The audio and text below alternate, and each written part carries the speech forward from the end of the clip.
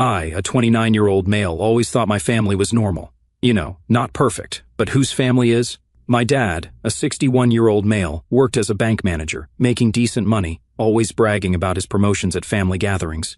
He was the kind of guy who wore a tie to weekend barbecues and made sure everyone knew exactly how important he was at the firm. He had this way of talking about money that made it clear he valued people based on their income potential. I remember him sizing up my high school friends, asking what their parents did and where they were planning to go to college.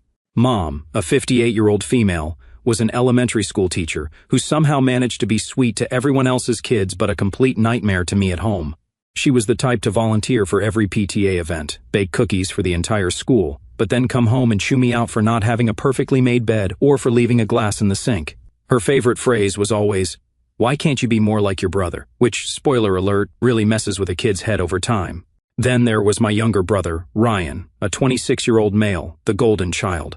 Ryan could do no wrong in my parents' eyes. He sucked at sports, but they went to every game, cheering like he was the star player. When he struck out in baseball, it was bad pitching. When he fumbled in football, it was the coach's fault for not utilizing his talents properly. He got CS in school, and they'd praise him for trying his best and having such diverse interests beyond academics. Meanwhile, I was busting my ass getting straight A's, and they'd ask why I didn't get the extra credit or join more clubs to round out my college applications. I was never the favorite, but I didn't realize how bad it was until the day I got accepted into a pretty competitive university with a partial scholarship.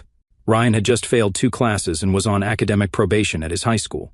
During what should have been a celebration dinner for my college acceptance, my parents spent the entire time consoling Ryan about how the education system doesn't recognize different types of intelligence and promised to hire him a tutor.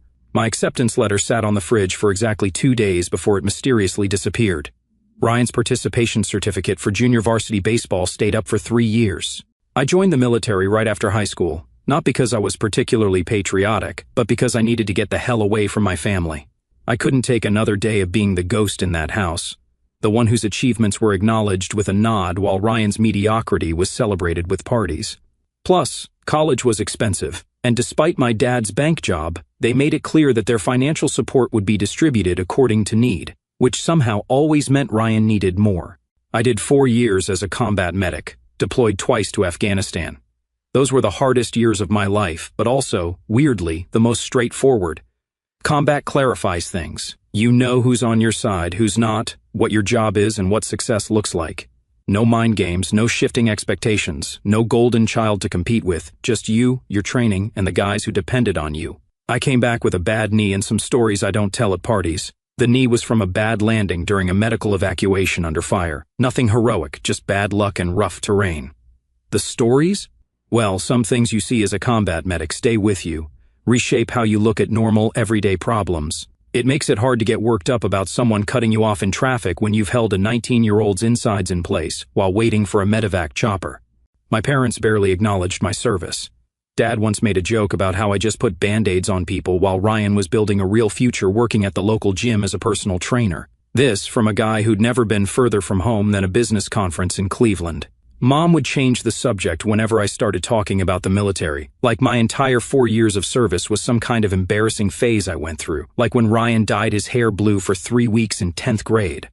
When I got back, my grandmother had left me a trust fund worth about $140,000. She passed while I was on my second deployment, and I hadn't even been able to come home for the funeral due to being in the middle of nowhere, Afghanistan. Grandma always saw through my parents. She was the only one who ever really saw me, you know? She'd come to my academic award ceremonies when my parents were too busy attending Ryan's junior varsity baseball practice. She'd slip me 20s for books and tell me how proud she was of me. The trust was specifically for me, with clear instructions that it was intended to help me establish a life and career of my choosing. It wasn't life-changing money, but it was enough to put a down payment on a small house and maybe start a business someday. With my VA benefits, I enrolled in business school, thinking I'd open a gym for veterans someday, something to help the guys who came back with worse issues. Then my knee, guys who were struggling with PTSD, missing limbs, traumatic brain injuries, the kind of injuries that make my knee pain seem like a paper cut. That's when I met Mia. She was something else. Dark hair, green eyes, smart as hell. She was studying physical therapy, and we met when she was interning at the VA hospital during one of my checkups. She had this way of explaining things that made complex medical stuff seem simple without making you feel stupid, and her hands were gentle but confident when she was showing me exercises for my knee. I'd deliberately mess up, just so she'd have to guide my movements again. We hit it off immediately, started dating, and within 8 months, we moved in together. For the first time in my life, I felt like I was building something real, something that was mine.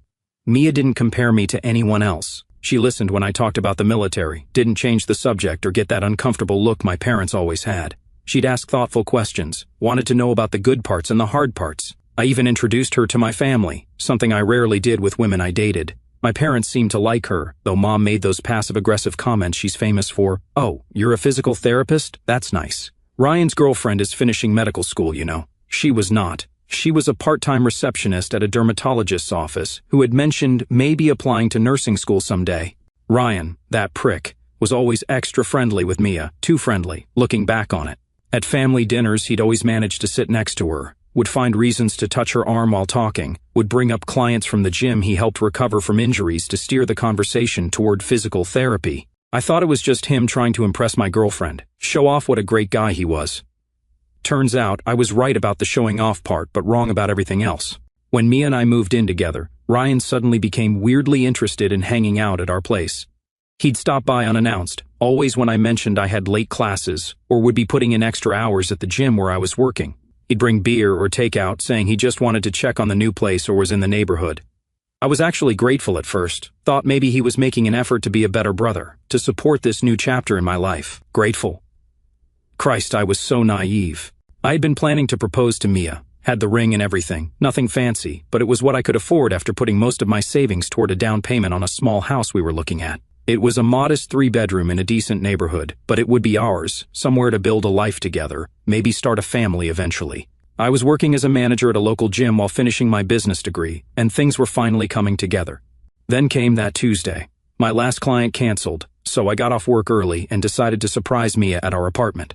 I picked up some takeout from that Thai place she loved and a bottle of wine, thinking we could have a nice night in. Maybe I'd even propose if the moment felt right. I had the ring in my pocket, this little sapphire instead of a diamond because she once mentioned she loved the color.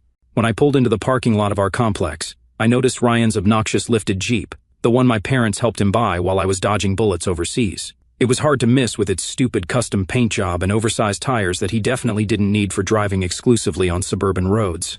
For a second, I figured maybe he was just dropping something off. Mia and I had been talking about hosting a family dinner that weekend. Maybe he was being helpful for once in his goddamn life. As I was walking up the stairs to our second-floor apartment, I heard it, Mia's laugh, then Ryan's voice low, saying something I couldn't make out, then silence. There's this moment right before your life falls apart, where your brain tries to protect you, comes up with all these innocent explanations, these alternate realities where what you're about to discover isn't happening. Maybe they're watching a movie, maybe they're planning a surprise for you, maybe it's something totally innocent, and you're being paranoid. Your brain will do anything to avoid processing what, deep down, you already know is true. I unlocked the door as quietly as I could. The takeout bag felt heavy in my hand.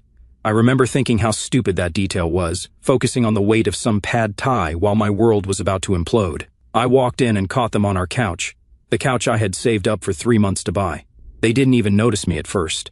It was like watching a car crash in slow motion, except the car was my relationship, and the crash was my brother screwing my girlfriend. I don't remember dropping the food. I don't remember the exact words I shouted, but I do remember Ryan's face, not even shocked, just annoyed at being interrupted, and Mia scrambling to cover herself, tears already starting. Not tears of shame, I realized later, but tears of getting caught. How long, was all I could manage to ask. Bro, calm down, Ryan said, like I'd walked in on him eating my leftovers from the fridge, not the woman I loved. He actually had the audacity to sound irritated, like I was overreacting to catching them. 8 months, Mia whispered. 8 months. Almost our entire relationship. While I was planning a future, buying furniture, looking at houses, picking out a goddamn engagement ring, they were laughing behind my back. Every time Ryan happened to stop by when I wasn't home, every time Mia's phone dinged with a text and she smiled to herself, every time she was too tired or not in the mood, it all suddenly made horrible, perfect sense. I lost it, grabbed Ryan by his throat, and threw him against the wall. He might have been the athletic one in my parents' eyes, but 4 years of military training and hauling wounded soldiers through mountains made me stronger than he'd ever be. I could have killed him right there, and part of me wanted to feel his windpipe collapse under my fingers, wanted to watch the smug drain from his face along with the oxygen, So instead I just told them both to get the hell out. Now, not tomorrow, not in an hour, now. Mia tried to explain, crying about how it just happened and how confused she was. She said she loved me but had developed feelings for Ryan, said she didn't know how to tell me, didn't want to hurt me. The absolute irony of it. Ryan didn't say much, just collected his clothes and left. No apology, no explanation, nothing. Just zipped up his pants and walked out like this was a minor inconvenience in his day. The last thing he said was, "I'll call you later," to her, not to me. Like they had plans to discuss this. Strategies to manage the fallout of getting caught. Probably they did. I spent that night destroying everything in the apartment that reminded me of either of them. The neighbor had called the cops because of the noise. 2 officers showed up, took one look at the state of the place and my bleeding hands, and asked if I was a veteran. When I said yes, one of them, an older guy who mentioned he'd done a tour in Iraq, just nodded. He didn't write me up, just gave me a card for the VA crisis line and told me to get some help before I did something I'd regret. Decent guy. I still have that card somewhere. The next day, I got a call from my mother. Not to check if I was okay, not to apologize for raising such a backstabbing piece of a son. No, she called to tell me I needed to calm down and be reasonable. "Ryan and Mia are very upset about how you reacted," she said. Like I was the one who had done something wrong. Like I was the villain in this messed up story. I couldn't believe what I was hearing. "Are you serious right now? He screwed my girlfriend for 8 months in my apartment behind my back, and I'm the one who needs to calm down?" These things happen, Jason. Adults handle them maturely. Ryan says it wasn't planned, that they developed feelings for each other. You can't help who you fall in love with. I wanted to vomit. Love? You're calling what they did love? They screwed behind my back for months in my bed, on my couch. That's not love, that's betrayal. Well, they're together now, and you're going to have to accept that. We're still family, and I expect you to behave civilly at dinner this Sunday. I laughed so hard I started coughing. You expect me to sit across a dinner table from them? Are you out of your mind? Don't use that language with me, young man. Your father and I raised you better than that. Apparently you didn't raise Ryan better, I shot back. She gasped like I'd slapped her. Ryan has always been sensitive, you know that. He feels terrible about hurting you, but he can't help how he feels. Mia is special to him. That's when it clicked. They weren't just excusing what Ryan did. They were actively supporting it. In their warped minds, Ryan's happiness mattered more than my pain, more than basic human decency. "And what about how I feel?" I asked, my voice dangerously calm now. "What about the fact that I was going to propose to her, that I thought she was the one?" There was a pause. "You were going to propose?" "Well, sweetheart, maybe this is for the best then, before you made a commitment you'd regret. Mia clearly wasn't the right one for you if she could develop feelings for Ryan so easily." The mental gymnastics were Olympic level. Somehow, in her twisted logic, Mia cheating with Ryan wasn't a reflection on them being terrible people, but on me for picking the wrong girlfriend. "Do not come to dinner," she continued, "not with that attitude. When you're ready to be adult about this, we'll welcome you back." I hung up and blocked her number. The next few days were a blur of rage and betrayal. I got texts from my father saying I was tearing the family apart with my overreaction. Ryan had the balls to text that he hoped we could still be brothers because family is forever. Mia sent a 4-page email about how sorry she was and how complicated emotions can be, and how she never meant to hurt me. I deleted all of it without finishing reading. I moved out of the apartment that weekend. I couldn't stand being in the space they had desecrated. Every time I looked at the couch, I saw them. Every time I walked into the bedroom, I wondered if they'd been there too. I broke the lease, forfeited my security deposit, and found a cheap studio across town. I threw myself into work and school, trying to numb the pain with exhaustion. My friends from the military checked in on me. A couple of them offered to talk some sense into Ryan, which was their way of offering to beat the crap out of him. I appreciated the loyalty but turned them down. Violence wouldn't fix anything. Besides, I was saving all my rage for something better than momentary satisfaction. 3 weeks later, I got an email from my bank. The trust fund my grandmother had left me, the one that was in a joint account with my parents until I turned 30, had been emptied. All $140,000 gone. I called the bank in a panic, only to be told that my father, as CO trustee, had withdrawn the funds. It was legal. The trust had a provision allowing the CO trustee to access the funds for family emergencies or significant investments. It was supposed to be a safeguard in case I got into trouble and needed help before I turned 30.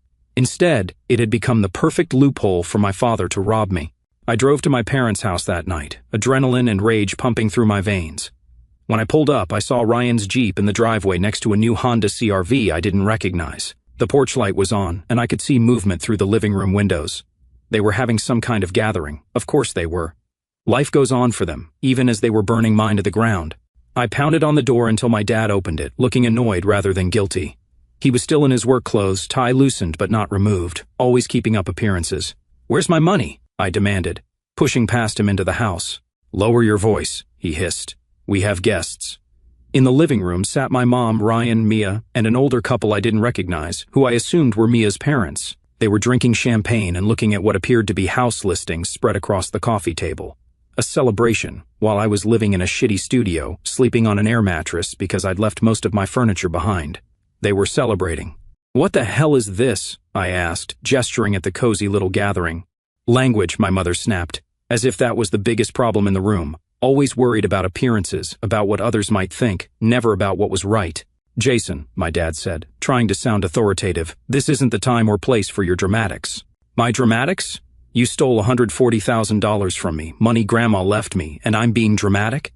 I looked around the room. Does everyone here know what's going on? Do Mia's parents know that she was cheating on me with my brother for 8 months? Do they know that you're using my inheritance to fund this little love nest for the happy couple? Mia's parents looked uncomfortable, but Ryan just put his arm around Mia, who couldn't even look me in the eye. She was wearing a small diamond ring on her left hand that definitely hadn't been there 3 weeks ago. "We didn't steal anything," my father said, his voice cold. "That money was in a trust that I co-managed. I made an executive decision to reallocate it for a family investment." "A family investment?" I repeated. "What investment?" "That is enough," my father snapped, his face reddening.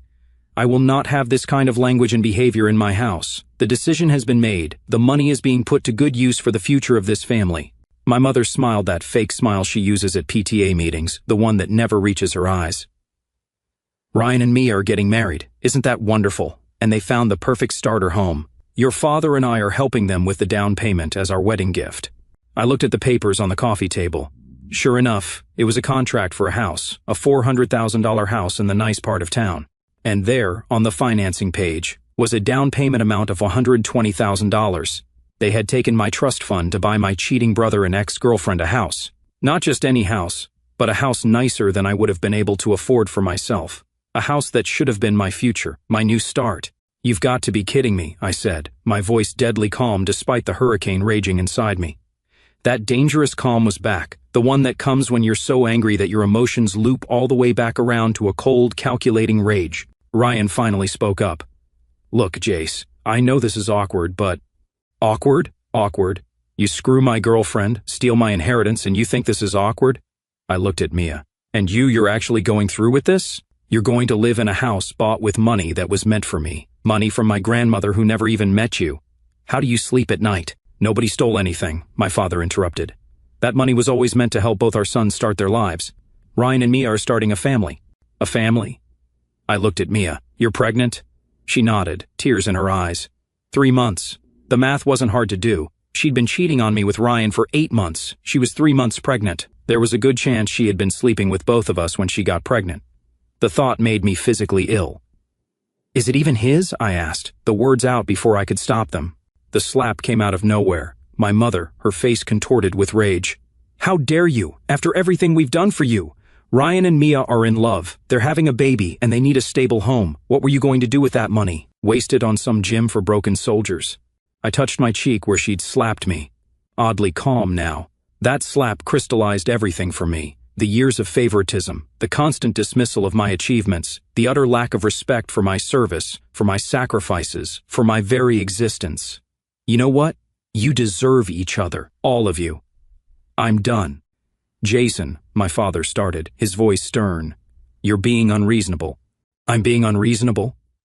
"You stole my inheritance to buy a house for the brother who screwed my girlfriend behind my back. Tell me, Dad, what part of that is reasonable?" "We're family," he said, as if that explained everything. "Family sticks together. Family supports each other through tough times." "Family doesn't do what you did," I said, "not real family." I turned to leave, but Ryan grabbed my arm. "Bro, come on, don't be like this. It's not like you and Mia were married or anything." I looked at his hand on my arm, then at his face, that smug face that had gotten everything it wanted its entire life. The golden child, the favorite, the one who could do no wrong, even when he was very clearly in the wrong. "Touch me again," I said quietly, "and I'll break every finger you use to make a living." He dropped his hand, stepping back. For the first time, I saw a flicker of fear in his eyes. Good. Let him be afraid. Let him wonder just how much of me had changed during those years in Afghanistan, what I was capable of now. You're not welcome here until you can be civil, my mother called after me as I walked out, until you can be happy for your brother's blessings. I turned at the doorway. Then I guess I'm never coming back. The day after the confrontation, I withdrew from my classes, broke my lease, and re-enlisted. Not the smartest decision emotionally, but I needed to get as far away from that town as possible. I went back to school in a different state, finished my business degree, then got a master's in health administration. I met a guy in one of my classes named Marcus, who had the same idea I did, a wellness center focused on veterans.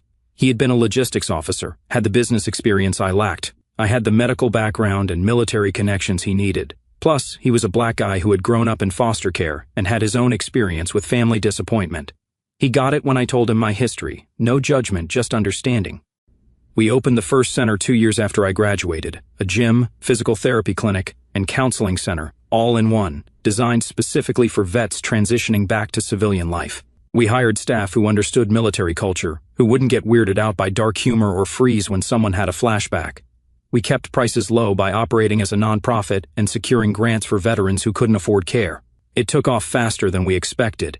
Within 3 years, we had 4 locations across the state and were eyeing national expansion. Turned out, there was a massive need for a place where veterans could go and not have to explain themselves, not have to soften their experiences or pretend they hadn't seen the things they'd seen. A place built by people who understood. I met Sarah at a fundraiser for veteran suicide prevention. She was a trauma psychologist who specialized in PTSD, smart, compassionate, and beautiful, with none of Mia's selfishness. Her father had been a Vietnam vet who struggled with PTSD his whole life, which had inspired her career choice. She got it. She understood the military mindset without romanticizing it or being intimidated by it. We took things slow. Both of us had baggage to work through, but after a year, I knew she was the one. We moved in together, and I proposed 6 months later. No drama, no chaos. Just 2 people who respected and loved each other, building a life together. The proposal was simple. We were hiking, reached a viewpoint overlooking the city. I told her that for the first time since I could remember, I felt like I was exactly where I was supposed to be, with exactly who I was supposed to be with. I got down on one knee, pulled out a ring, sapphire, not diamond, because she once mentioned loving the color. She cried, said yes. I actually cried too, which surprised both of us. We bought a house together. Nothing extravagant, but comfortable. 3 bedrooms, nice yard, enough space to grow into. I paid for it with money I'd earned, not stolen. Every mortgage payment was a reminder that I had built this life from scratch, on my terms, without any help from the people who should have supported me the most. I had done it, built myself a life from scratch, surrounded by people who cared about me for who I was, not what I could do for them. I had purpose, success, love, everything my family had tried to take from me. I never checked up on them, never looked at Ryan or Mia's social media, never drove by the house they bought with my stolen future. As far as I was concerned, they didn't exist. I had no family except the one I was building for myself, Sarah, our friends, the veterans we helped every day. Until the day my phone rang with a number I didn't recognize, and my mother's voice came through the speaker for the first time in 5 years. Jason, please don't hang up. Her voice sounded older, rougher than I remembered. I should have hung up immediately, but curiosity kept me on the line. That and a certain satisfaction in knowing she was the one reaching out, not the other way around. What do you want? I asked, keeping my voice neutral. It's so good to hear your voice. We've missed you so much. Cut the crap, Mom. What do you want? She sighed, dropping the fake warmth. We need your help. The family is in trouble. I don't have a family, I replied coldly. Please just listen. Things have been difficult. Your father lost his job 3 years ago. The bank downsized, and at his age he couldn't find another position. We've been living on his pension, but it's not enough. Sounds like a personal problem. Jason, please. Ryan and Mia, they're struggling too. The house... She stopped herself, probably realizing mentioning the house they bought with my money wasn't the best strategy. The house you bought them with my trust fund, I finished for her. What happened? Did they not budget for property taxes? It's more complicated than that. Ryan got injured. He can't work as a trainer anymore. He tore his rotator cuff, needed surgery, developed a pain pill problem. He's been in and out of rehab twice. I almost laughed at the irony. The golden child, the athletic one, sidelined by a sports injury, while the damaged veteran was building a successful business. They have 3 kids now, she continued, and Mia had to quit her job to take care of them and Ryan. They're behind on their mortgage, and... This concerns me how, exactly? I asked, still typing an email. Your father and I have been helping them as much as we can, but we're stretched thin too. The medical bills, the rehab costs, it's been a nightmare. And now the bank is threatening foreclosure on their house. I laughed. I couldn't help it. Let me get this straight. You want me to help the people who betrayed me, stole from me, and kicked me out of the family? Why would I do that? Because we're blood, she said, as if that meant anything after what they'd done. Because despite everything, we're still your family. Family? I repeated. You know, I've learned a lot about family in the last 5 years. Real family has your back. Real family respects you. Real family doesn't steal your inheritance to give to the brother who screwed your girlfriend. We made mistakes, she admitted, her voice cracking. For a second, I almost felt something, a tiny flicker of the son who had once desperately wanted his mother's approval. I squashed it immediately. Terrible mistakes, but we were desperate, Jason. We could lose everything. Like I lost everything? The girlfriend, the trust fund, the family support, that kind of lose everything? She started crying then, big dramatic sobs that might have moved me once upon a time. The bank is foreclosing on their house. They're moving in with us, but we can barely pay our own bills. Your father's health isn't good. He had a minor heart attack last year. Our insurance doesn't cover all his medications. We're drowning. And what exactly do you expect me to do about it? We've seen the articles about your business, she said, the wellness centers for veterans. You're successful now. We're so proud of what you've accomplished. Don't, I cut her off. Don't pretend you had anything to do with my success. You actively tried to prevent it. You took money that was meant to help me start my life and gave it to Ryan. You don't get to be proud now that I've succeeded despite you, not because of you. You're right. You're absolutely right. We were wrong, and we've paid for it every day since you left. Please, Jason, if not for us, then for your nieces and nephews. They're innocent in all this. That gave me pause. The kids were innocent. It was true. Just like I had been innocent when my parents played favorites and made me feel worthless compared to Ryan. But they weren't my responsibility. Their parents had made their choices. Here's what's going to happen, I said finally. I'm going to hang up. You're not going to call me again. You made your choice 5 years ago, and now you're living with the consequences. That's how life works. Jason, please. Goodbye, Mom. I hung up, my hand shaking slightly. Sarah found me on the balcony of our house that evening. Everything okay? She asked, wrapping her arms around me from behind. Her presence was instantly calming, grounding me back in the reality of the life we'd built together. My mother called, I said. They're in financial trouble. Want me to bail them out? Sarah knew the whole story. I'd told her everything early in our relationship, wanting complete honesty between us. She didn't judge me for cutting them off, never pushed me to reconcile for the sake of family. What are you thinking? She asked. That karma's a bitch, I said, and that I don't owe them anything. She nodded, not arguing either way. Whatever you decide, I'm with you. That night, I got a text from Ryan's number. Mom told me she called you. I know I'm the last person you want to hear from, but please, if not for me, then for my kids. They don't deserve to suffer because of my mistakes. I'm begging you, brother. Brother. The word felt hollow now, stripped of all meaning. I didn't respond. But I couldn't sleep that night, not because I felt guilty. I'd long ago come to terms with cutting off my toxic family, but because of those kids. 3 innocent children who didn't ask to be born to selfish, entitled parents. 3 kids who were about to learn the hard way that actions have consequences. I thought about the boy I'd been, always trying to earn love that was freely given to my brother. Always working twice as hard for half the recognition. I didn't want that for any child. 2 weeks after my mother's call, I received an email from my father. It was long, detailed, and pathetic. A full accounting of their financial situation, medical bills, the pending foreclosure on Ryan and Mia's house. Attached were photos of the kids. 3 young children, 2 boys and a girl, who had my grandmother's eyes and Ryan's smile. It was a masterful guilt trip, I had to give him that. The desperate plea of a man who had run out of options but still couldn't bring himself to actually apologize for what they'd done. He went on about family legacy and blood being thicker than water, about how much they regretted the misunderstandings of the past. Misunderstandings, like stealing $140,000 from me was just a simple miscommunication, like they hadn't deliberately chosen Ryan over me at every turn. The email ended with, "We're not asking for a handout, son, just a chance to make things right, to be a family again. The children ask about their Uncle Jason sometimes. What should we tell them?" I read it once, then deleted it without responding. The next day, I got another text from Ryan. "Mom told me she called you. I know I'm the last person you want to hear from, but please, if not for me, then for my kids. They don't deserve to suffer because of my mistakes. I'm begging you, brother." Deleted. Then Mia tried. A long, tearful voicemail about how sorry she was, how she'd made the biggest mistake of her life, how the kids were innocent and needed help. Deleted. My mother called 17 times over the next week. My father sent 3 more emails. I blocked them all. Are you sure about this? Sarah asked one night as we sat on our deck watching the sunset. I'll support whatever you decide, but I want to make sure you're at peace with it. I thought about it for a moment. You know what I realized? They're not reaching out because they regret what they did. They're reaching out because they need something from me. If they were doing fine financially, I'd still be dead to them. And the kids? Not my responsibility, I said firmly. Harsh as it sounds, Ryan and Mia made their choices. Now they get to live with the consequences. 6 months later, I saw an article in my hometown's online newspaper.